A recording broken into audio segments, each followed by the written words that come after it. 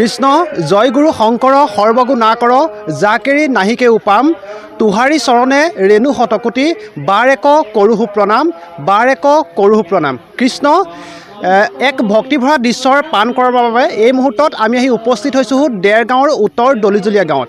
আৰু দেৰগাঁৱৰ উত্তৰ দলিজলীয়া গাঁৱত উত্তৰ দলিজলীয়া ৰহিদাস গাঁৱৰ সমূহ ৰাইজৰ সহযোগত প্ৰথম বাৰ্ষিক দুদিনীয়া কাৰ্যসূচীৰে অবিৰত ভাগৱত পাঠ আৰু ইয়াৰে স্থানীয় যুৱক যুৱতীসকলে একত্ৰিত হৈ এখনি মহাপুৰুষীয়া ভাওনা ইয়াতে মঞ্চস্থ কৰিব। মই যি সামগ্ৰিক দৃশ্যাংশ এই সামগ্ৰিক দৃশ্যাংশ মই মোৰ সহযোগীৰ জৰিয়তে মই এই মুহূৰ্তত দেখুৱাই যাব বিচাৰিছোঁ। আৰু এয়াই হৈছে গোলাঘাট জিলাৰ দেৰগাঁৱৰ উত্তৰ দলিজলীয়া গাঁৱৰ উত্তৰ দলিজলীয়াৰ ৰহিদাস গাঁৱৰ আদৰ্শ নামঘৰত আজিৰে পৰা দুদিনীয়া কাৰ্যসূচীৰে অনুষ্ঠিত হৈ থকা এয়া অবিৰত ভাগৱত পাঠ আৰু প্ৰথম বাৰ্ষিকৰ বাবে এয়া অনুষ্ঠিত কৰিছে তেওঁলোকে শনি আৰু দেও দুদিনীয়া কাৰ্যসূচীৰে আচলতে বৰ্ণাঢ্য কাৰ্যসূচীৰে এক দ্বিতীয় বৈকুণ্ঠপুৰীত পৰিণত হোৱা এক যি দৃশ্য এক পৰিৱেশ ইয়াত ৰূপায়ণ কৰা পৰিলক্ষিত হৈছে। মই সতীৰ্থৰ যোগেদি পোনে পোনে মই যি দৃশ্য আছে এই দৃশ্য মই দেখুৱাই যাবলৈ অনুৰোধ জনাইছোঁ আৰু মই কিছু কথা পাতিবলৈ চেষ্টা কৰিম। ইয়াৰে যিসকল আচলতে নামঘৰৰ বিষয়ববীয়া তেওঁলোক আছে তেওঁলোকে দুদিনীয়া কাৰ্যসূচীৰে এক যি ভক্তিভৰা দৃশ্য সেই ভক্তিভৰা দৃশ্যৰ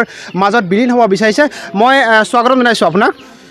আৰু এক দ্বিতীয় বৈকুণ্ঠপুৰীত আচলতে পৰিণত হৈছে এই অঞ্চল। দুদিনীয়া কাৰ্যসূচীৰে অবিৰত ভাগৱত পাঠ আয়োজন কৰা হৈছে। কি ক'ব আৰু ৰাইজলৈ কি বাৰ্তা প্ৰেৰণ কৰিব?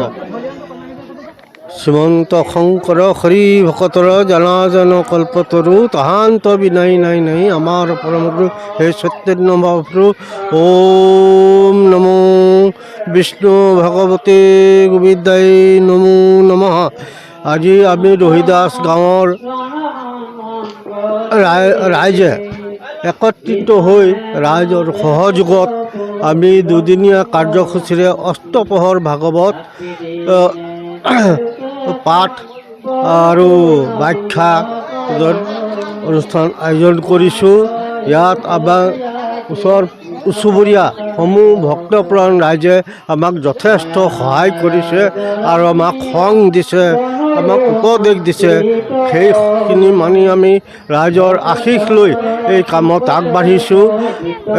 এই যোগেদি যাতে ৰাইজৰ কুশল হওক কল্যাণ হওক এই কামনাৰে আৰু এইবাৰ আমি প্ৰথম বাৰ্ষিক আমি চেষ্টা কৰিম প্ৰতি বছৰে ইয়াক মানে আগুৱাই নিবৰ কাৰণে হয়তো আমি শেষলৈ যিমান পাৰোঁ সিমান চেষ্টা কৰিম। আৰু ইয়াৰ পিছত আমাৰ বছৰেকীয়া বৰসভা আয়োজন কৰা হ'ব। তাৰপিছত মহাপুৰুষীয়া মৎস্য অৱতাৰ নাটক ইয়াত মহাপুৰুষীয়া নাটক ভাগ প্ৰদৰ্শন কৰা হ'ব। গতিকে আমি সমূহ বৈষ্ণৱ প্ৰাণ ৰাইজলৈ এই বাৰ্তা পাইছোঁ। ভক্ত মানে আমি সকলো ভক্তক এই বিষয়ে আমাক সহায় সহযোগ কৰিব আৰু আমি নজনা কথাখিনিও আমাক জনাবলৈ পালে আমি বৰ সুখী পাম। আৰু যাতে শান্তিৰ কাৰণে ভগৱন্ত শ্ৰীমন্ত শ্ৰীকৃষ্ণৰ চৰণত চবেই প্ৰাৰ্থনা কৰি যে বিশ্ব শান্তি হওক, মাৰি মৰ কপায় মংগল দূৰ হওক, এই আমাৰ কাম্য। হয়, আমি ধন্যবাদ জ্ঞাপন কৰিছোঁ। আৰু যি সামগ্ৰিক পৰিৱেশ আচলতে সামগ্ৰিক পৰিৱেশ মই দেখুৱাবলৈ অনুৰোধ জনাইছোঁ। আৰু ইতিমধ্যে মাংগলিক ধ্বনিৰে ইতিমধ্যে ভাগৱত পাঠৰ ইয়াত শুভাৰম্ভণি হৈছে। ইতিমধ্যে ভিতৰত পাঠ ইতিমধ্যে পঢ়ি থকা হৈছে আৰু গাঁওখনৰ সমস্ত ৰাইজ আৰু অঞ্চলৱৰ্তী বিভিন্ন ইয়াত লোক আহি ইয়াত সমবেত হৈছে ভগৱানৰ শ্ৰীচৰণত আশীৰ্বাদ গ্ৰহণ কৰিব। মই আৰু এগৰাকী আছে, মই তেওঁৰ কাষলৈ যাব বিচাৰিছোঁ। আচলতে দুদিনীয়া কাৰ্যসূচীৰে এক ভক্তিভৰা যি পৰিৱেশ সেই পৰিৱেশত বিলীন হ'ব বিচাৰিছে সমূহ গাঁওবাসী একত্ৰিত হৈ। কি ক'ব? আৰু এই বৰ্তমান সময়ত দেখিবলৈ পোৱা যায় নৱপ্ৰজন্মসকল বিভিন্ন ক্ষেত্ৰত আচলতে উশৃংখলতাৰ এক পৰিৱেশ সৃষ্টি কৰে, কিন্তু এই এক পৰিৱেশে গাঁওখনলৈ ব্যতিক্ৰমী আচলতে পৰিৱেশ আনিব বিচাৰিছে। কি ক'ব এই ক্ষেত্ৰত? হয়, এয়াই গুৰুজনাৰ সাতান পুৰুষীয়া একতাৰ আমাৰ এনাজৰী। এই এনাজৰীৰে আমি সকলোৱে বান্ধ খাই ঐক্য শৃংখলা শান্তিৰ বাবে যি আমি এই মহান অনুষ্ঠানৰ আয়োজন কৰিছোঁ, এনে অনুষ্ঠান যদি আমাৰ অঞ্চলে অঞ্চলে বিৰাজ কৰে, অঞ্চলৰ পৰা গাঁৱলৈ, গাঁৱৰ পৰা জিলালৈ, জিলাৰ পৰা ৰাজ্যলৈ, এদিন গৈ সমগ্ৰ দেশেই আমাৰ দেশলৈকে পৰিণত হ'ব। গতিকে ইয়াত যি আমি বিৰল দৃশ্য দেখিবলৈ পাইছোঁ, এয়া আচলতে ভাগৱত ব্যাখ্যা নহয়, অকল ভাগৱত পাঠ কৰিছোঁ আমি।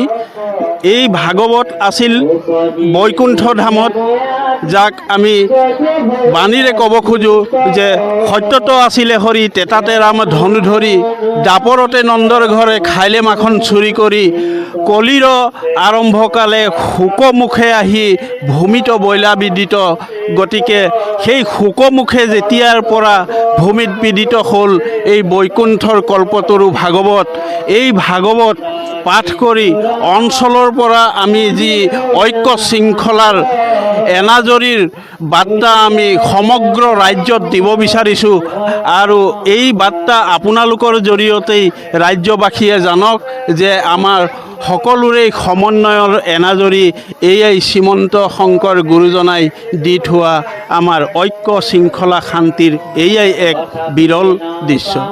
হয়, আমি ধন্যবাদ জ্ঞাপন কৰিছোঁ আৰু দেখিছে ইতিমধ্যে সমগ্ৰ আচলতে যি ভকত বৈষ্ণৱ আছে ইয়াতে সমবেত হৈছে। মই আচলতে এগৰাকী নামতি আছে, মই তেওঁৰ পৰা জানিব বিচাৰোঁ। পুৱাৰে পৰা দেখিছোঁ আপুনি ইয়াত বিভিন্ন কাৰ্যত ইতিমধ্যে নিয়োগ হৈ আছে, কি ক'ব আৰু ৰাইজলৈ কি বাৰ্তা প্ৰেৰণ কৰিব? মই ভকতপ্ৰমা গাঁৱৰ পৰা আহিছোঁ। মই এজন নামতিয়ে নহয়, আমি বৃহস্পতিবাৰৰ পৰাই আহি পেলাই ইয়াত পাইছোঁ। বৃহস্পতিবাৰে সকলো সমূহ ৰাইজে ইয়াত পূজা পাঠ অনেকখিনি কৰি আছিলে। সমূহ ৰাইজে ভগৱানৰ শ্ৰীচৰণত পৰি পেলাই সকলোৱে ইয়াত আমাৰ শৰণ ভাগ ল'লে। শৰণ ভাগ লোৱাৰ পাছতে আজি সমগ্ৰ গোটেই আমাৰ ৰহিদাস সমাজৰ মানুহ একগোট হৈ পেলাই আজি আমাৰ ভাগৱত আৰম্ভ কৰা হৈছে।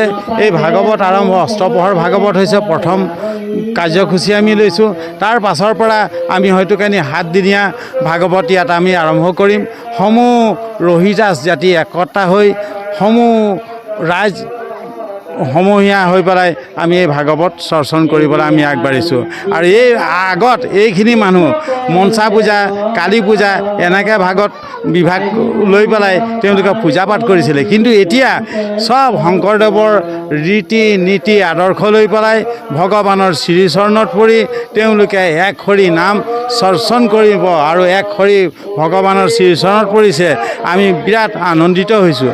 আমি ভকতপ্ৰমা ৰাইজ আহি পেলাই আজি 3 দিন ইয়াতেই আছোঁ। এতিয়া আমি ভাগৱত উদ্বোধন কৰিলোঁ। ভাগৱত উদ্বোধন কৰি পেলাই এতিয়া আমাৰ ভাগৱত পাঠ আৰম্ভ হৈছে। মই বিশেষকৈ নকওঁ, আৰু কিছুমান আমাৰ ইয়াৰ লোকেল ৰাইজ আছে, তেওঁলোকে কিবা ক'ব। কৃষ্ণ কৃষ্ণ, আও হৰি আও ৰাম। হয়, আমি ইতিমধ্যে ধন্যবাদ জ্ঞাপন কৰিছোঁ আৰু ইতিমধ্যে আপোনালোকে মন্তব্য ইতিমধ্যে হ'লে আমি কেইবাগৰাকীৰ পৰা ইতিমধ্যে মন্তব্য আপোনালোকক শুনাবলৈ চেষ্টা কৰিলোঁ। আৰু আমি পুনৰবাৰ জনাইছোঁ আপোনালোকক দেৰগাঁও উত্তৰ দলিজলীয়া সমূহ গাঁওবাসীৰ সহযোগত প্ৰথম বাৰ্ষিক উত্তৰ দলিজলীয়া যি ৰহিদাস আদৰ্শ গাঁৱৰ নামঘৰ আছে, সেই নামঘৰৰ প্ৰাংগণত আচলতে দুদিনীয়া কাৰ্যসূচীৰে শনি আৰু দেও দুদিনীয়া কাৰ্যসূচীৰে আচলতে ভাগৱত পাঠ আৰু যি স্থানীয় যুৱক যুৱতীসকলৰ দ্বাৰা মৎস্য অৱতাৰ 4 বেদ উদ্ধাৰ আৰু এই ভাওনা ইয়াত মঞ্চস্থ কৰা হ'ব। কালিলৈ ঠিক সন্ধিয়াৰ ভাগতে আৰু আচলতে এই মহাপুৰুষীয়া নাটভাগ মঞ্চস্থ কৰা হ'ব। আৰু ইয়াৰ যি পৰিৱেশ, সেই পৰিৱেশ মই ইতিমধ্যে ইয়াৰ যি ভক্তিভৰা পৰিৱেশ, সেই পৰিৱেশ পান কৰাৰ বাবে মই আৰু আমাৰ নিউজ 24 অসমৰ কেমেৰা সহযোগী আহি আমি ইয়াত উপস্থিত হৈছিলোঁ। আৰু যে দ্বিতীয় বৈকুণ্ঠপুৰীত পৰিণত হোৱা যি এক দৃশ্য, সেই দৃশ্য আমি এই মুহূৰ্তত নিউজ 24 অসমৰ প্ৰতিগৰাকী দৰ্শকক আমি এই মুহূৰ্তত পান কৰাব বিচাৰিলোঁ। ধন্যবাদ।